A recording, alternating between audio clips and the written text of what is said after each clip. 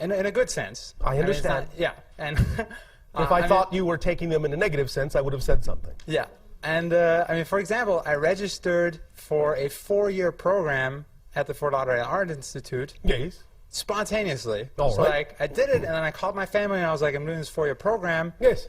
And they were like, I don't know about this. I don't think this is a good idea. All right. I said, no, don't worry, it's fine. But then 2 weeks later, I wasn't excited about it anymore. All right. So I withdrew. Yes. And that's fine. Because Yes. the whole point of me was registering, and then it didn't Yes. matter if I actually went or not. That's why we say very often the things that excite you the most really don't necessarily have to come to fruition.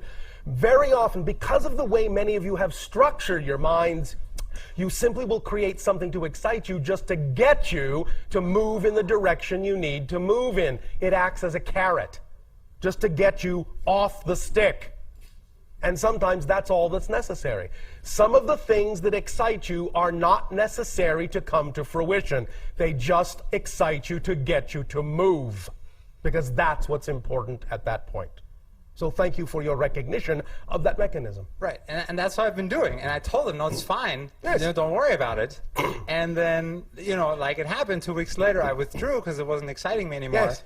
And they said, well, why did you do that? And I said, because at the time, I really wanted to register. Yes. And then 2 weeks later, I didn't want to go anymore. Yes. But that doesn't mean I should have never registered.